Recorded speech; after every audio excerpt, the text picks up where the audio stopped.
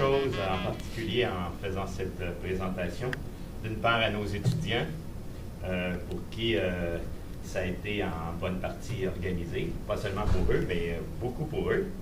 Et je pense que c'est un privilège qu'ils ont et que nous partageons d'avoir un philosophe de cette envergure avec nous pendant 3 jours. Et d'autre part aussi, j'ai construit la vraie présentation que je vais faire dans une perspective de non seulement centrer sur le naturalisme, mais aussi d'élargir un peu sur d'autres considérations dans l'œuvre de Bass. Alors, mon plan de mon exposé va procéder comme suit. D'abord, je vais faire, notamment d'un point de vue pédagogique pour nos étudiants, quelques rappels historiques sur la philosophie des sciences. Ensuite, je vais parler plus particulièrement de l'empirisme constructif de Van Frassen, en m'inspirant surtout de Scientific Image et de ses travaux comme par exemple Laws and Symmetry et Quantum Mechanics. Ensuite, je vais parler de sa critique du naturalisme qui nous a présenté surtout jeudi. Et j'aurai quelques questions et commentaires que j'ai soumis à Bass et pour lesquels je suis certain qu'il a préparé des sharp reactions. OK. Quelques rappels historiques sur la philosophie des sciences. Alors, Bass appartient, comme je dirais, nous tous, ou la plupart d'entre nous, à ceux qui ont suivi l'empirisme logique, mais en même temps qui ont été en partie formés par les empiristes, sinon en totalité par les empiristes logiques. Alors, quelques rappels sur des thèses de l'empirisme logique, et pas sur toutes les thèses, mais en particulier sur leurs thèses en philosophie des sciences, et qui ont été particulièrement contestées par ceux qui les ont suivis. Alors, d'une part, l'opposition, bien sûr, les empiristes logiques, je pense surtout à Reichenbach et Carnap, ont beaucoup insisté sur une opposition dans le langage entre deux fonctions du langage, une fonction permettant de faire de la synthèse à propos du monde empirique, et une autre permettant de faire de l'analyse a priori du langage par lequel nous passons pour parler du monde empirique. Dans cette perspective-là aussi, la métaphysique a été vue par eux comme un discours synthétique a priori, ce qui ne peut pas être porteur de sens pour eux. Et ils ont, dans cette perspective aussi, opté pour une approche syntaxique de la science qui a été qualifiée historiquement de received view, et donc selon laquelle la science est un ensemble syntaxique d'énoncés, une succession de symboles, qui ensuite peut donner lieu, séparément de cette production syntaxique, à une interprétation sémantique. D'autre part, une autre thèse importante qui a été contestée dans l'empirisme logique, c'est la neutralité de la perception pour fonder nos énoncés d'observation. Et enfin, des règles de correspondance qui permettent de relier les énoncés théoriques de la science à ces énoncés d'observation et ainsi permettent de tester nos hypothèses scientifiques. Et dans cette perspective, comme vous savez, Carnap et Reichenbach ont développé toute la théorie de la corroboration des hypothèses scientifiques par la probabilité. Et tout ceci, donc, se fait dans une perspective d'une théorie de la science qui est une théorie de la justification qui s'oppose à une théorie de la découverte, et cette distinction du 19e siècle que Reichenbach qui était en fait de John Herschel au 19e siècle et que Reichenbach a rappelé et sur laquelle il a insisté. Les philosophes de la tradition analytique de la deuxième moitié du 20e siècle, donc à partir des années 50-60, ont contesté beaucoup ces thèses-là, et c'était le cas notamment des professeurs que Bass a eu, comme par exemple Wilfrid Sellers à Pittsburgh. OK. Donc, la critique de l'empirisme logique depuis quoi? Elle a compris, d'une part, des thèses qu'on pourrait qualifier d'holisme sémantique, c'est-à-dire, Quine s'est attelé en long et en large à démontrer qu'il n'y a pas d'opposition entre le synthétique a posteriori et l'analytique a priori, et que le langage est plutôt un système total dans lequel cette opposition ne tient pas. D'autre part, les règles de correspondance qu'on a essayé de développer, notamment Carnap a essayé de développer, n'ont pas réussi à bien relier les énoncés théoriques de la science et les énoncés d'observation. Un texte célèbre là-dessus, bien sûr, le texte de Frederick Soppy. Et la perception n'est pas neutre, elle est theory-laden, et il en est de même pour les énoncés d'observation qui tentent de décrire le contenu de la perception. Bien sûr, ici on pense à des auteurs comme Thomas Kuhn avec sa théorie des paradigmes, Paul Feyerabend aussi. Et dans cette mouvance-là, s'est construit une approche sémantique de la science qui a été préférée à l'approche syntaxique. Et là encore, Thomas Kuhn est important, Patrick Soupis, Stegmüller et Joseph Sneed, pour en nommer certains. La restauration du contexte de la découverte notamment à travers la théorie des paradigmes de Thomas Kuhn, et aussi l'inséparabilité de la découverte et de la justification. C'est-à-dire, on pense par exemple à Lakatos qui essaie de nous montrer qu'on ne peut pas traiter de la question de la justification de la science sans étudier les procédures de découverte et que les thèses qu'on soutient relativement à la justification dépendent des procédures de découverte par lesquelles nous avons construit la science. Donc, c'est dans ce contexte-là que Bas van Fraassen est arrivé dans le monde de la philosophie des sciences. C'est « Here I am ». OK. D'abord, je réfère à Bas quand il nous parle de l'histoire de la philosophie et qu'il nous parle de l'incontournabilité de Hume et de Kant. L'importance de Hume, et là-dessus, il reprend la thèse poignienne, d'ailleurs il l'a fait jeudi après-midi, « The human condition is the human condition ». Et donc, ça l'amène aussi à soutenir une posture empiriste, selon laquelle l'expérience est notre seule source d'information à propos du monde. Et d'autre part, le caractère incontournable de la critique humienne de l'induction. Aussi une importance tout aussi grande pour Kant. Et là-dessus, le myth of the given, du directeur de thèse, le thesis supervisor de Bas, qui était Wilfrid Sellers, a été certainement très importante, à savoir cette idée que les données empiriques sont toujours inséparables d'une interprétation. On n'a pas non seulement l'induction n'est pas valide, Hume, mais en plus, notre rapport aux observables est toujours médiatisé par une interprétation. Et ça, on peut dire que c'est kantien. Ce qui veut dire que nos croyances, conséquences kantiennes dans cette dialectique transcendantale, nos croyances ne portent pas sur le monde, mais plutôt sur notre relation au monde, sur notre expérience. Et ce que Bas et d'autres contemporains vont laisser tomber chez Kant, c'est l'idée que le rapport médiatisé que nous avons avec le monde serait fondé sur la mise en œuvre de formes a priori de la sensibilité ou de catégories a priori de l'entendement. On pourrait dire que de ce point de vue-là, ces thèses-là sont considérées comme une métaphysique du sujet, ce qui est remis en question par Quine, par Van Fraassen et par la plupart d'entre nous. Ainsi, pour tenter de fonder la science, selon Van Fraassen, on ne peut faire l'économie de Hume et de Kant. Ils sont des incontournables du point de vue de l'histoire de la philosophie. Ça amène aussi des auteurs comme Bas à être particulièrement sévères envers les philosophes contemporains qui prennent des orientations métaphysiques qui font fi des contributions humiennes et kantiennes. OK. Et ça amène aussi Bas à mener, pourrait-on dire, un combat contre le dogmatisme et le scepticisme et à considérer ce qui m'apparaît être la base la plus riche de la philosophie contemporaine, essayer de penser notre rapport au monde sans le dogmatisme et sans le scepticisme, dans l'espace qu'il y a entre ces deux extrêmes. Donc, après l'échec de l'empirisme logique, cependant, et beaucoup des critiques de Van Fraassen vont dans ce sens-là, beaucoup des critiques qu'il a adressées à des philosophes contemporains, c'est que les uns ont eu tendance à retourner vers le scepticisme, d'autres vers le dogmatisme. C'est ce qu'on pourrait appeler deux retours en arrière. Le retour de la métaphysique est un bel exemple de ce retour vers le dogmatisme dans la tradition analytique.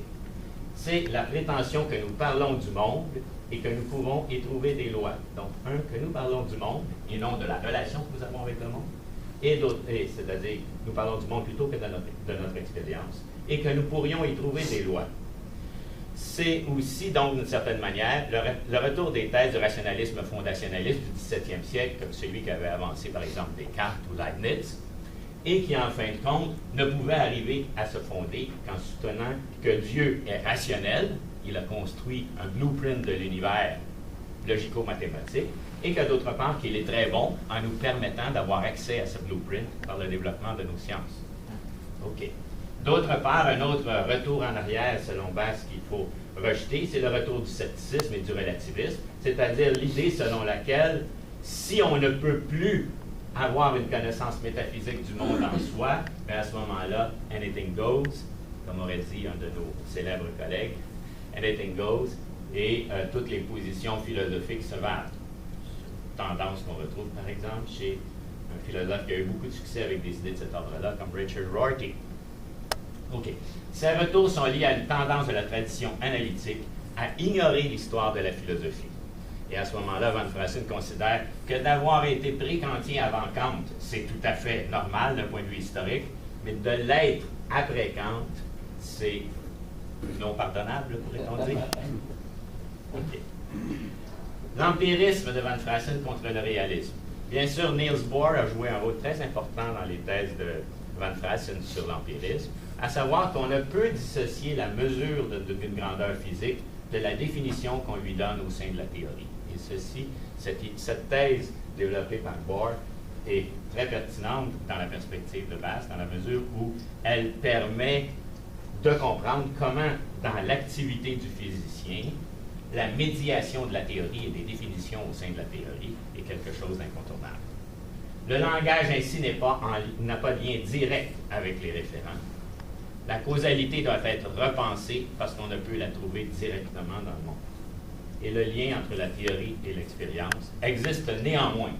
Et c'est là qu'après ces critiques qui interdisent le réalisme métaphysique, qu'ici le scepticisme à son tour devient interdit. C'est-à-dire qu'il y a néanmoins un lien entre la théorie et l'expérience, et il s'établit par la médiation de l'interprétation. Donc, dans cette perspective, Bass a travaillé fondamentalement dans la perspective d'un empirisme post-humien et post-kantien à redéfinir l'empirisme.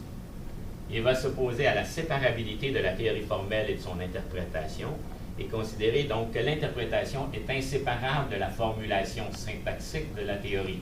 Et c'est ce qui va l'amener à adopter le point de vue de l'approche sémantique des théories physiques contre une approche strictement syntaxique. Il n'y a pas de sujet ni d'objet distinct dans l'expérience humaine. Bass a même référé au cercle herméneutique. Et pensons par exemple à sa conférence d'hier sur le self, où il nous montrait que la logique a été faite pour parler à la troisième personne, et quand on l'utilise à la première personne, elle nous condamne à nous emprisonner dans des paradoxes. L'expérience est donc ambiguë, mais en même temps, elle ne justifie pas de se lancer tête baissée dans le scepticisme. Au contraire, l'expérience est ambiguë, mais elle est néanmoins intelligible, et de toute façon, c'est la seule chose que nous avons pour construire une philosophie. La science ne peut pas dire, donc, dans cette perspective, en conclusion de ces thèses-là, qu'elle découvre des lois de la nature. Elle découvre plutôt, nous dit Bass, notamment dans Laws and Symmetry, elle découvre des invariances, elle découvre des symétries. Des invariances et des symétries qui se manifestent dans notre expérience empirique. La référence des théories scientifiques, ainsi, elle existe, mais elle n'est pas directe, elle est indirecte. Nous pouvons arriver, et c'est ce que la science peut faire de mieux, à une adéquation entre des observables et un sous-ensemble des modèles qui interprètent la théorie. C'est la thèse que Van Fraassen a développée dans Scientific Image et dont il a poursuivi l'analyse et les conséquences dans ses travaux ultérieurs, notamment Laws and Symmetry et son essai sur la mécanique quantique. La science ne peut pas décrire adéquatement les structures du monde, et l'on pourrait référer par exemple à la critique qu'il a faite jeudi de Penelope Maddy, la grande amie de Yvon. Et par contre, elle peut faire quelque chose qui a une valeur importante, c'est-à-dire d'être empiriquement adéquat, sans jamais être vrai. Donc, nous pouvons parler rationnellement de la nature, mais nous ne pouvons pas en parler rationnellement, comme la métaphysique l'aurait souhaité, en termes de théorie vraie. On peut en parler en termes de probabilité fréquentielle. Et ici, l'influence de Pascal, dont Bass nous a rappelé quelques idées encore ce matin, est très importante contre le point de vue des rationalistes cartésiens. La science, il l'a définie donc comme construction de structures. La science construit des structures mathématiques, et cette construction de structures l'oppose aux idées transcendantalistes de Kant. Cette structure tente de rendre compte des invariants que nous rencontrons dans l'expérience. Et ces structures sont reliées à l'expérience en tant que représentation pour interpréter cette expérience. Et rien donc ne nous autorise à sortir de l'interprétation et à soutenir, comme le fait notamment Penelope Maddy, que ces structures exprimeraient les lois du monde. La science par la probabilité. Et Bas va nous en dire plus là-dessus ce matin, puisque son exposé qui va suivre le mien va porter directement sur ces questions-là. La science, par ses théories, construit des modèles pour rendre compte de l'expérience, pour sauver les phénomènes, en fin de compte. Et c'est la probabilité qui guide nos anticipations, qui guide nos croyances. Et être scientifique, c'est être dans la croyance, mais dans une croyance où les anticipations sont guidées par la probabilité. Et donc, Bass développe de cette façon une conception modale, fréquentiste de la probabilité. La probabilité n'exprime pas objectivement la fréquence de relations de dépendance, elle permet plutôt d'ajuster progressivement nos croyances à l'expérience. En ce qui me concerne, il y a une chose que j'ai trouvée très importante, c'est que dans une petite note de bas de page de Scientific Image, Bass dit que scientific progress is possible via progressive corrections. Et tout ce que j'ai fait en philosophie des sciences sur l'idée du progrès de la connaissance par correction est un développement, en fin de compte, de cette note de bas de page de Bass. Alors, thank you so much, Bass, for the intuition. Ainsi, nous passons des probabilités subjectives à un ajustement progressif de ces probabilités, donc à une objectivation progressive de ces probabilités, par un ajustement aux fréquences relatives qui sont présentes dans notre expérience. Mon avis, c'est que nous sommes en train ici d'introduire la notion de norme, j'en parlerai davantage tout à l'heure. Ces conclusions épistémologiques pour Bass s'inspirent d'une analyse des fondements de la mécanique quantique. Qu'est-ce qui a permis, à mon avis, que Bass développe cette philosophie des sciences originales qui est celle de l'empirisme constructif? Je pense que c'est une étude approfondie de l'approche de Copenhague de la mécanique quantique et de ses conséquences épistémologiques et de ses conséquences relativement à l'impossibilité de développer une métaphysique de la science. La critique qu'il a faite du naturalisme. Ce que j'ai fait jusqu'à maintenant, c'est contextualiser ce que fait hier et avant-hier et Bass en général dans son œuvre. Je vais maintenant rappeler quelques points de ce qu'il nous a présenté ces jours-ci, ici à l'UQAM.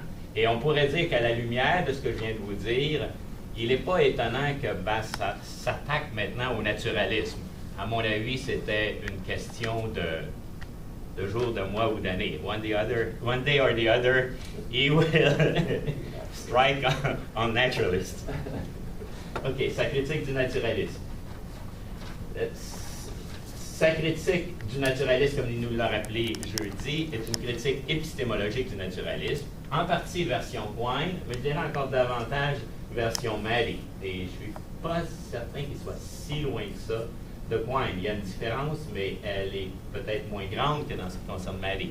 J'ai une étudiante de Godet jeudi qui, après la conférence, elle avait fait une thèse de doctorat à George Washington University sur Quine. Et elle m'a dit, mais qu'est-ce que c'est la différence entre Van Fraassen et Quine? Et là, je lui ai parlé pendant 15 minutes en disant, c'est pas simple.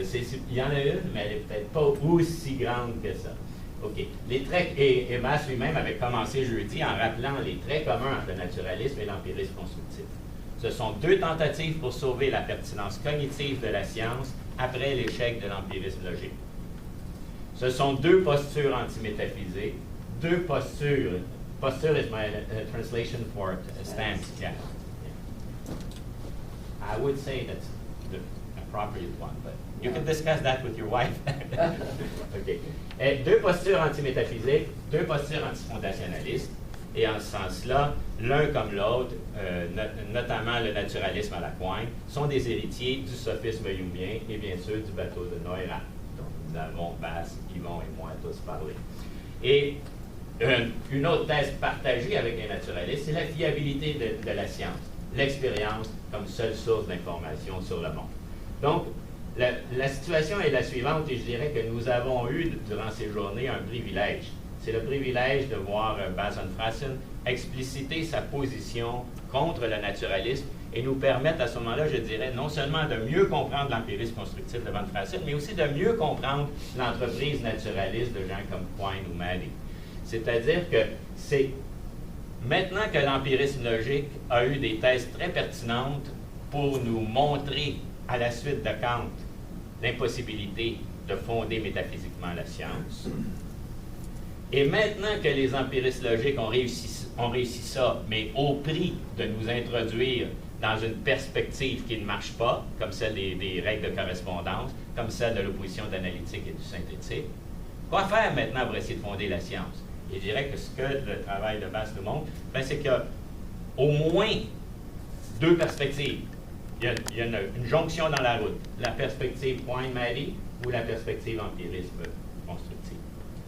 Et la perspective empiriste constructive, elle critique l'autre fourche dans la route, dans la mesure où elle soutient que dans le naturalisme, il y a un certain retour de la transparence, un certain retour de la résistance à l'interprétation. Notamment quand Maddy nous dit, comme par exemple dans l'exposé que Yvon a fait tout à l'heure, que nous pouvons croire à la vérité des axiomes de Samuel-Fraenkel, ou encore que les sciences naturelles comme la physique nous dévoilent les structures du monde. Donc, dans le naturalisme, il y a un certain retour de la transparence, de la résistance à l'interprétation. Ainsi, le naturalisme, nous soutient Bass, est plus une croyance qu'une posture. Et il constitue une prétention à connaître le monde en soi par la science, sans pertinence cognitive pour la philosophie aussi. Vous voyez que l'enjeu est important pour les gens qui ont pied à terre dans un département de philosophie, parce que la thèse de Maddy fait en sorte que la place dévolue à la philosophie devient très mince et qu'on peut penser même que dans une interprétation encore plus radicale, comme certains de nos collègues en sciences cognitives, ça fait en sorte qu'il n'y a même plus de pertinence pour la philosophie. Okay. Et cette croyance du naturalisme à la Maddy, elle est elle-même, selon Van Fraassen, une philosophie de la science non dite, puisqu'elle sort de l'interprétation pour aller vers une prétention à soutenir qu'on a accès aux structures du monde. Et en ce sens, je dirais que la diapositive de Bass de jeudi sur la notion de scriptures, le texte de la science comme jouant une fonction cognitive comparable à celle des scriptures, je pense que c'est peut-être la thèse la plus importante que nous avons entendue ici, dans ces 3 journées. Mes questions et commentaires, je les ai formulés en anglais. Alors, et elles concernent, d'une part, des questions relatives au naturalisme, donc il a été question ici, mais aussi, la première, à tout le moins, une question plus générale. Et je suis certain que Bass a plein de commentaires pertinents là-dessus. Alors, la première, on causality and symmetries. If we cannot know the world in itself, but only in the relation that we have to the world via experience, this means that our epistemological concepts cannot bear any ontological commitment.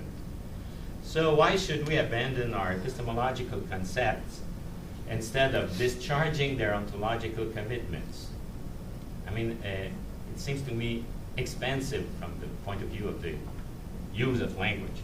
Why should we abandon the notion of causality or the notion, instead of keeping causality with a new meaning, not as something ontological, but rather as an epistemic principle, as a notion that would so have the advantage of informing us on our cognitive tendencies, like a tendency for seeking causality through science. I mean, there could be an epistemological advantage keeping an epistemological definition of causality this way. Second comment on normativity and constructive empiricism. Our first question presumes that we cannot hold an epistemological thesis or even stance without hypotheses on the nature of cognition.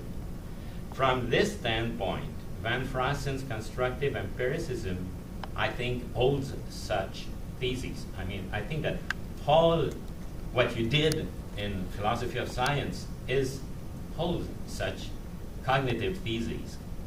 Theses on cognition can be understood as cognitive norms. Van Fraassen holds that we cannot make science without interpretation. Our standpoint is that this interpretation is itself the application of norms. Of course, not a priori and universal norms as in Kant, but various norms depending on the standpoint that we use, that we rely on, or that we construct. In other words, we cannot model our experience without using logical rules, a mathematical language like the one of probabilities, an epistemological theory, or what Bass calls a stance, and so on. All these are norms. Why does Van Frassen's constructive empiricism opposes to realism and to naturalism only via the concept of interpretation and not also with the concept of normativity, which appears to us at normativity and interpretation as two closely related concepts? Claude Panaccio has raised a question close to this one on Thursday afternoon. Third comment on naturalism and constructive empiricism. Van Frassen holds that, presupposing a certain transparency, naturalism is a philosophy of science that does not recognize itself as such. But when a philosophy of science defines itself as a stance, even if it does refrain from holding theses on the nature of reality, as Van Frassen does, it holds nevertheless some theses on human cognition. Isn't this more than a stance? Can't we say that constructive empiricism is thus itself more than a philosophical stance? That it is also a set of philosophical, though epistemological, not metaphysical, theses about science. So the whole question is, what's the criterion of demarcation between a stance and a thesis? Fourth and last comment, naturalism, normativity, and constructive empiricism. According to Van Frassen, naturalism and constructive empiricism share much, an anti-metaphysical and anti-foundationalist standpoint, and a belief on the relevance of science, as we have seen. If we accept Van Frassen's demonstration that naturalism hides an unfounded realist philosophy of science, couldn't we rely on a shared commitment to science to define constructive empiricism as a weak form of naturalism, given that there is this common ground? We both rely, naturalists and constructive empiricists, on commitment to science. Couldn't we define, though, thus, constructive empiricism as an epistemological, non-realist naturalism? I would say as a normative, referring to the previous comment, as a normative naturalism, as one in which epistemology, that we could call a discipline of norms and interpretation, and science, those disciplines of experience, feed each other. And this is, you could imagine, Robert's standpoint. So I will end here with this and ask Bass to comment. And I want again to take it. Don't turn it off. No. Because we can put your last slides with the questions. Okay, very good. I'm sorry. Okay. And once again, I want to thank Bass for these talks, and the next one that we'll have at the end of this meeting. I think it is a great opportunity for us to spend 3 days with one of the most important philosophers of the second half of the 20th century, and I hope of the many years in the beginning of the 21st.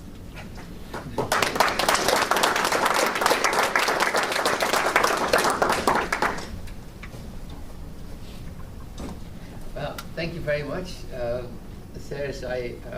This was also a masterful overview of about a century of philosophy of science, and both a sympathetic and also critical presentation of my views. So,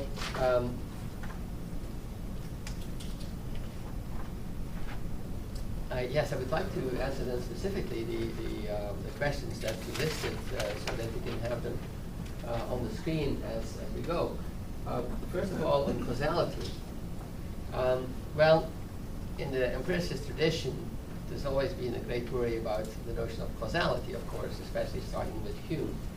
And I still feel this real tension when it comes to this concept, and I don't like to use it. It seems to me that there is an intuitive notion of causality that is explained in terms of what accounts for what, and what makes things happen, and what produces certain events. And also a formal scientific notion when we talk about causal modeling of the sort that is developed in the theories by Woodward and Pearl, for example. Right? that Reichenbach started, and Patrick Suby's developed, and so on. And the intuitive notion, well, we often think in those terms, and we speak in those terms, and even when we are talking in scientific context, we use this notion, but it is not precise. Then in causal modeling, everything is explained very precisely in terms of probabilities and correlation. But the connection with the intuitive notion seems to me to be just sort of pasted on. I don't actually see how the intuition works with that. So if I can apply to this in terms of the causal modeling in science, I would entirely agree with its importance, and would say this is a very important tactic for science, because it cannot be guaranteed beforehand that a model will have, that a phenomenon will have a causal model. But it's wonderful to have if you can have it. You see, these kinds of causal models. Yeah, but my only worry is about the word causal. You know, if we keep the traditional philosophical connotations of the word, that may be a bit misleading, it seems to me. So everybody uses the term. So maybe we should resign ourselves to having a new meaning, a new concept under the same word, with the same words, which I think you are suggesting here. Yeah. We can move to the next if you wish. So I pressed this. Just this one. Oh, that one. Yeah. Okay, good. The down. Okay. The down. Now, the more I thought about your comments, especially 2 and 4, the more I felt, yes, I should be agreeing. I should be agreeing with this. I have not been using the word norm so much, but criterion, aim, criterion of success, these are surely all normative terms. And when the constructive empiricism, in a nutshell, is just an answer to the question, what is science? And the answer is in terms of the aim of science, by which is meant the criterion of success for scientific inquiry and scientific theory. These are normative terms. These belong to normativity, right? So I would say that already, even though the word norm didn't appear, I would have to agree that it's already in accordance with what you are suggesting here, but perhaps not to the extent that you would like to see. Yeah, right. I see that the word that PowerPoint doesn't like the spelling of your name. Let's see. Right. It doesn't recognize it as an English word. Right. I should have used a Dutch corrector. So this third question, the third and fourth question have almost the same title, but actually this one is about the theses involved, isn't it? More than a stance, right? Right. Well, I would say that any stance is going to involve some theses. A stance is a collection of attitudes, intentions, commitments, but how can you have a commitment without having some beliefs that make the commitment feasible? I mean, suppose I said, okay, I'm now undertaking, I have now a commitment to work very hard every day on becoming a rhinoceros. Now, you know, like I would have to have the play by Ionesco. Maybe, yes, exactly. But you see, I would have to have a belief already making this possible. And in fact, I have beliefs that rule it out. So there are going to be theses involved. But there's another point here, which is once you adopt a philosophical stance, or you make explicit a philosophical stance, we are going to expect some cash value. What are the consequences of taking this stance?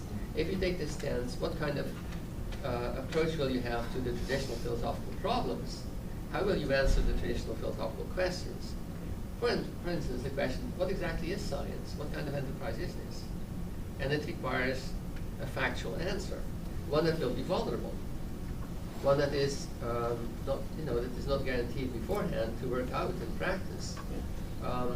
And the basic stance may not change, but the answers may have to be modified, changed.